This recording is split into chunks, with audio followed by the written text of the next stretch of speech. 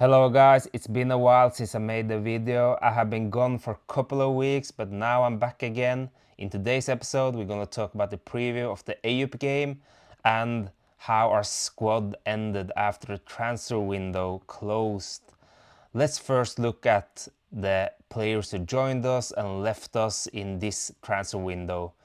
The arrivals are Nualang on loan, Asprilla on loan, Naga, who we bought, Sasha Boe is back again on loan, and Gian Armando Gunner.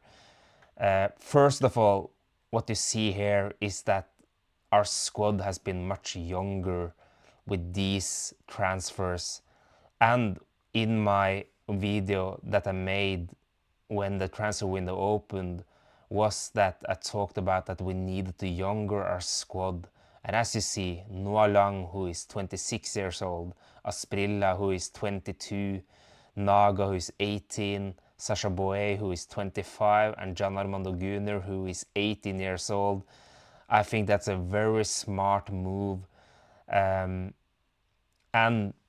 because you see it's three loan players here, I think that the club didn't have that much money left, which is pretty makes sense because you bought Singo for 30 million euros, Osimhen for 75 million euros, Ujan Chakar for 30 million euros, and very expensive salaries. It's not easy on the financial fair player side either to just buy in players. Therefore, I think this was a smart move. Um, the thing is, if you're talking about Noah Lang, I made the analyze video of him, Asprilla, and Gian Armando Gunner. Noah Lang, as we saw against Rizespor, is a very direct player. For example, on Osimhen's goal, you see that he is just heading forward. He's going forward with the ball if he has space. And it's just a very valuable player in that sense. The thing is that the weakness is probably then is that if he do that many times, and has a bad game, for example, he can give away many counterattacks. But again, he's good in the build-up play as well. I think he's better than Barış Alper, Yunus Akgün to find the central midfielders and involve them in the game when he can't dribble, for example, or going forward. And as I said in the analyze video, he was in the last season when he played in the Netherlands, that he was the winger who had most progressive actions, like playing the ball forward, dribbling forward, taking the ball forward with him along the wingers in the top 7 leagues, which says pretty much. So, and he has started fantastic, and it looks like he really low his time in Galatasaray. Asprilla is 22 years old, a young player. I see him more as a number 10. I think he has a potential to be more like 10-8 in the future, like between that line, because he got a great vision. He can also be a winger, of course, but he was originally attacking midfielder. So we just need to see with him. I think he's a promising player. He probably has much more potential than they got out in Girona, but he need an environment where he can develop and get playing time and get his confidence back again. So it's hard to say if that is going to happen in Galatasaray. The same thing is with Naga. He's 18 years old.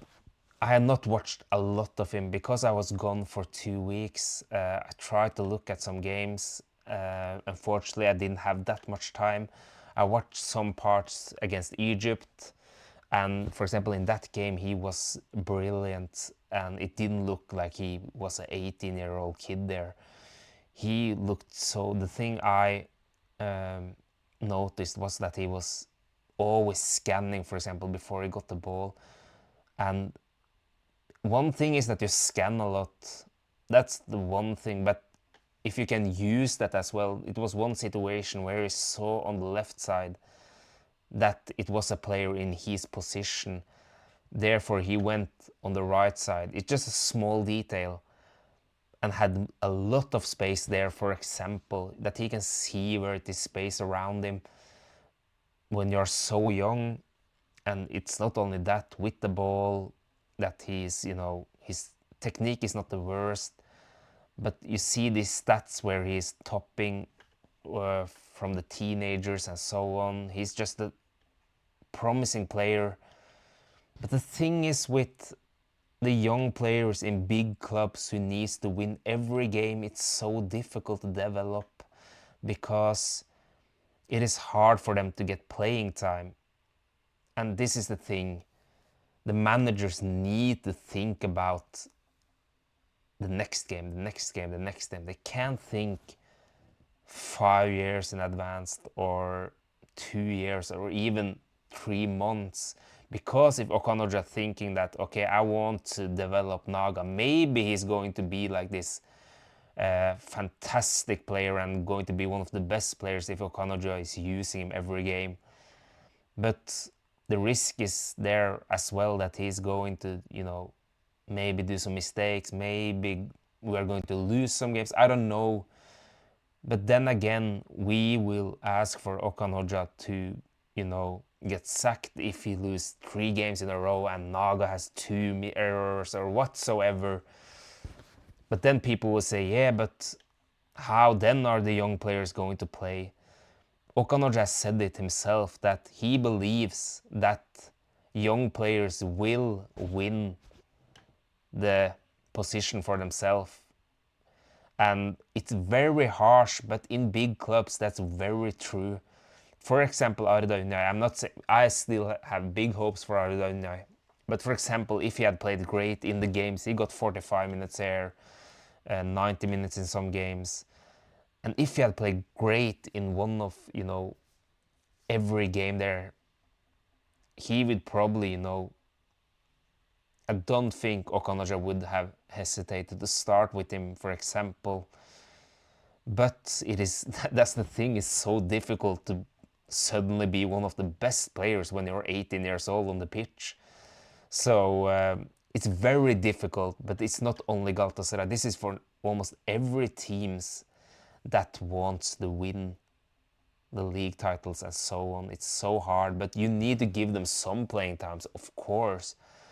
For example, in the last 30 minutes or in games against, for example, Eyüpspor or whatever. I'm not, Eyüpspor is going to be a difficult game, I think. But again, you need to try to give them some playing time, of course, and they need to be allowed to do mistakes.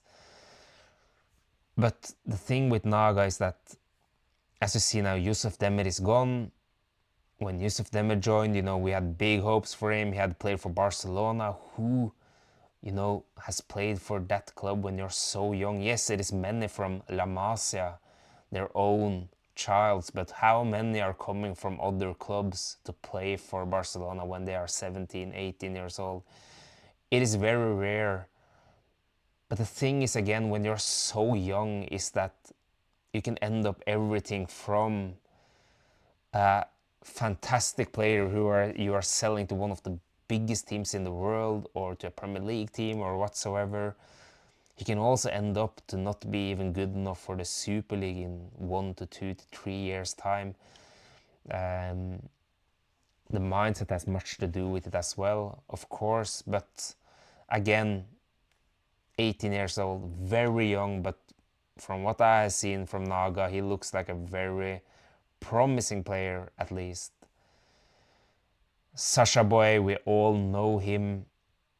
Sasha Boye is a player, one of the best fullbacks I have ever seen in Galatasaray in my lifetime.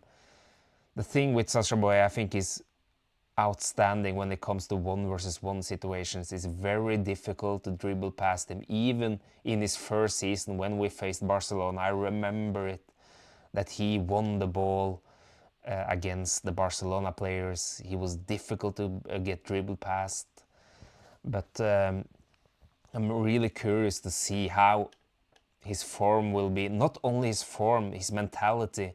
Because when he played for Galatasaray, he was eager to show himself, to, you know, get transferred like he did. But again, we just need to wait and see on him. But people are saying that why did we get the right back? Why did we get the right back? Again, I'm talking about my analysis video, not analysis video, the video I made, the planning video before the transfer window opened. I actually said that we need a right back rather than center back, because, but that was in the maths where we bought a player where Lemina could step down as a center back, and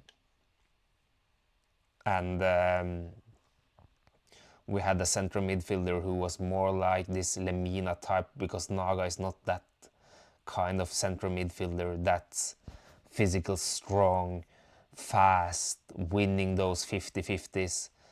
He's not that kind of player. But to get Sasha Boy is opening up much more for players like, for example, then Singo will be more freely go down as a center back. You're reading more and more reports on that he's going to be a center back.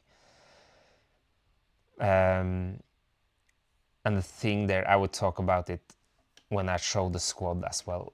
And we also got Gian Armando Gunner. I also made an analysis video of him. I think he is more like a Gurpus Gökdeniz and Eyüp Aydın project.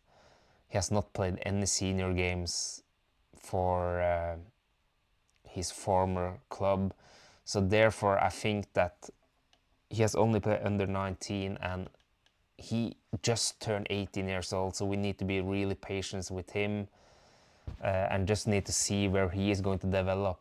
But I like that we are going for these young Gurbertis, of course. The departures, Berkan Kutlu, it was time for him to leave. Yusuf Demir as well.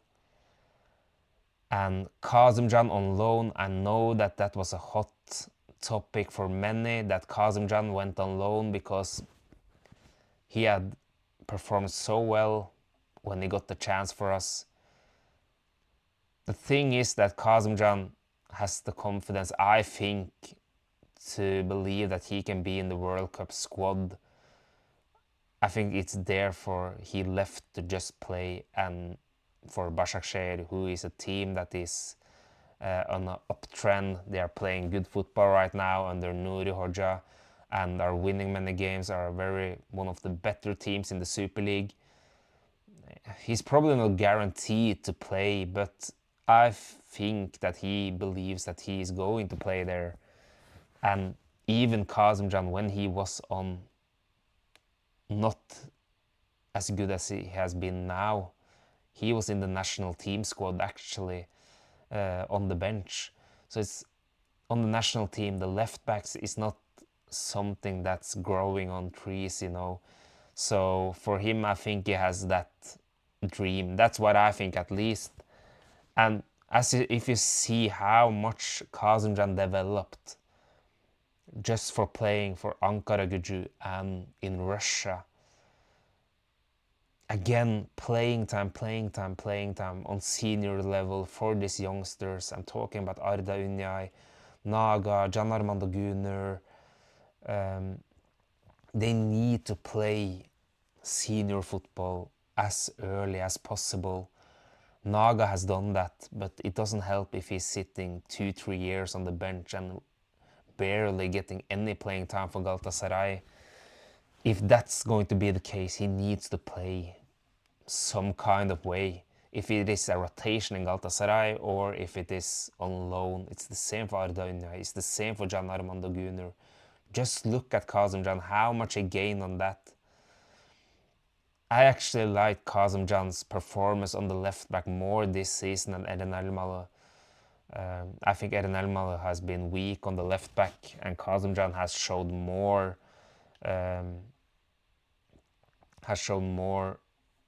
defensive fibers there. Again, he was weak against Samsons, but for example, when he got dribbled past and they crossed and they scored, and he almost made the penalty in the last second. So Kazimjan is still developing, but when you're 20, 21, 22, 23, 24, 25 years old, as a defender, as a central midfielder, you are still developing a lot. But yeah, that was a bit about the players who arrived and departed from the club. So then the squad is like this. It's not something like this is our 11 or something like that. This is just the 11 and the bench I put. And as you see here, we have a very good squad. The only thing I would have missed is a clear rotation player for Lemina. Because the thing is, I remember the Union Royal game when Ilkay, Gabriel Sara, and Torreira played together there. The thing is that I just remember it so clearly where all of them, all of those three players lost this 50-50 duels on the same situation, which ended up that Union Royal just went through and attacked our goals. If Lamina had been there, they wouldn't get past there, for example. For example, it's so many games where Lemina's interceptions and winning those tough duels are so important. For example, against Bodø/Glimt, our first goal there. So to not have a player like him, if he's going to be injured, because I think every central midfielders can play beside Lemina, but without Lemina it's more complicated. But the thing again is, for example, look at Inter.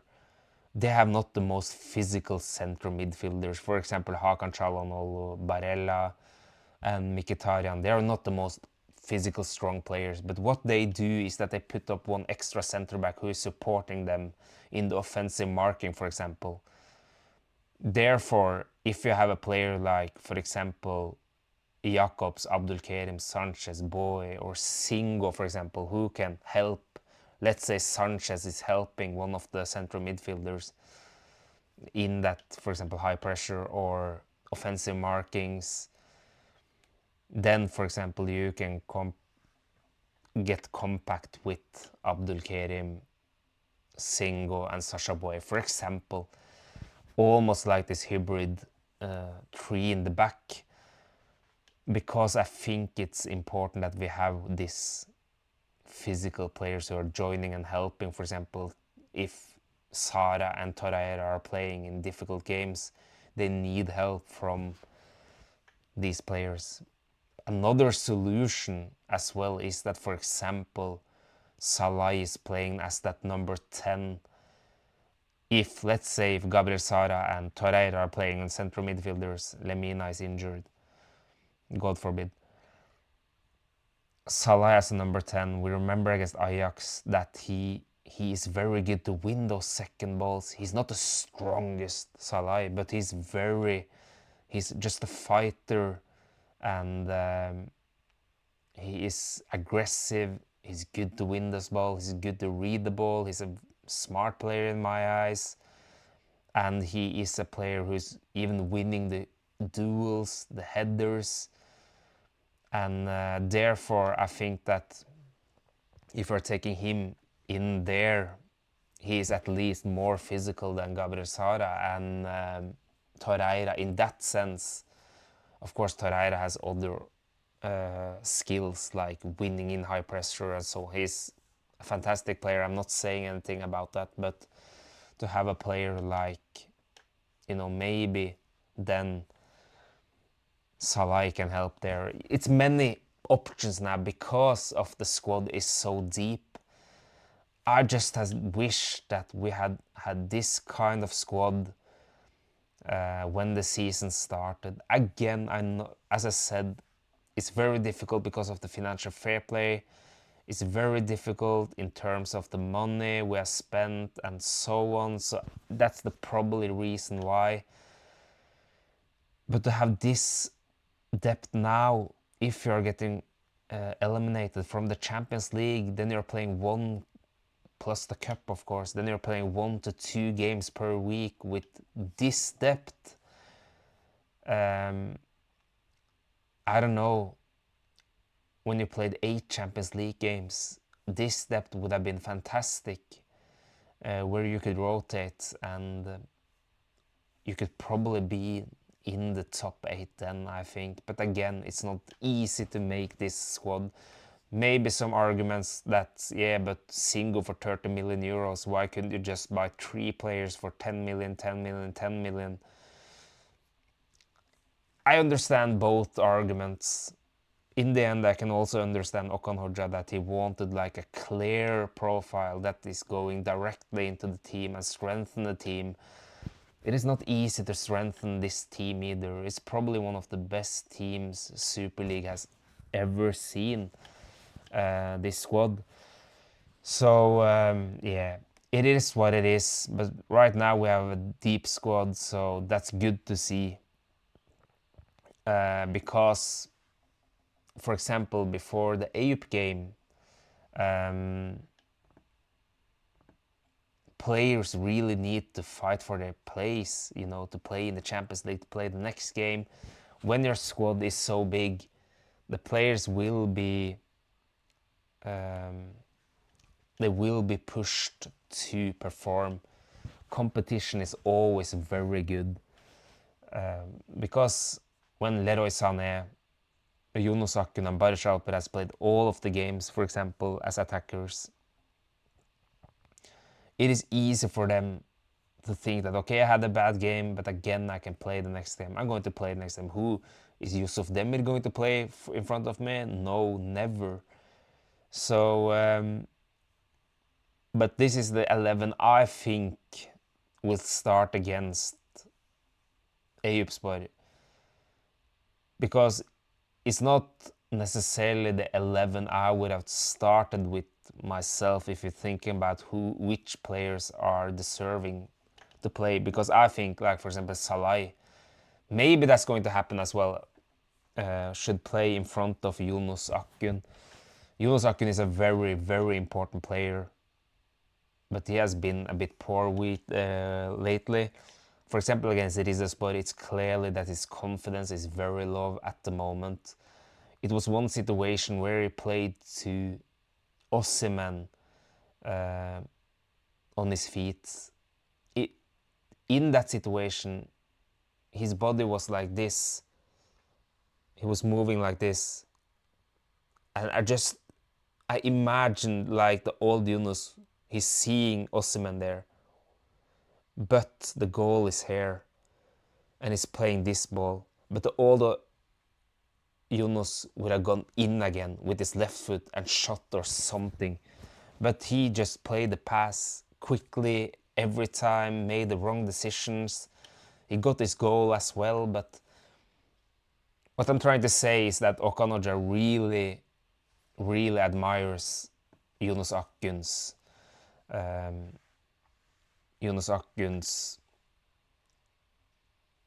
his strengths for the team. We don't have many players who are like him. So, but again, I would not be shocked if Salah is starting. But I think Sacha Boey will start because he needs to get ready for the Juventus game, I think, where he's going to face Kenan Yıldız. Also, maybe Jakobs are going to be rested for Eren Elmalı. You never know with Jakobs either. So we just need to see. Maybe Okan Hoxha is going to rotate here. Maybe Asprilla is going to start. Maybe even Naga is going to start. We don't know.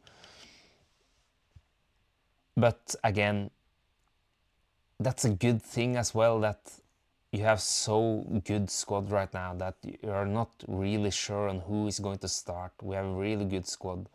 Even Singo, I don't know what his situation. He's playing more and more now. Will also be important as well. Maybe he's going to rest one of the center backs. So we just have to wait and see.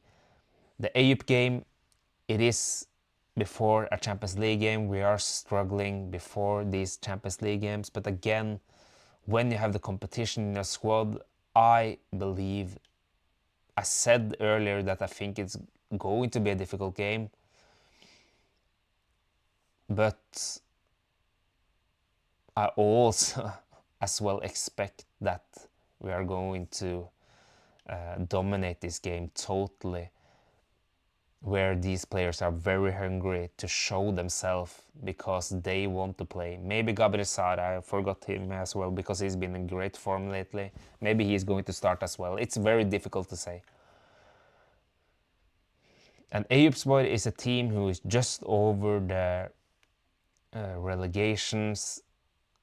And I think, if you're asking me, probably the team that has been, the most surprisingly team this season in terms of that the president, their vice president, if I'm not totally wrong, are in custody or in jail even. The players are really struggling to get money there.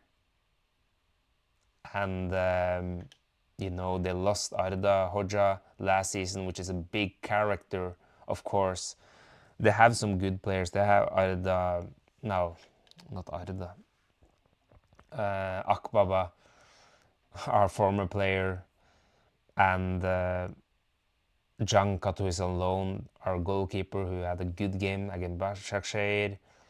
They have some Umut Bozuk and so on there forward, but again, it should be an easy match for Galatasaray, I believe. But we just have to wait and see.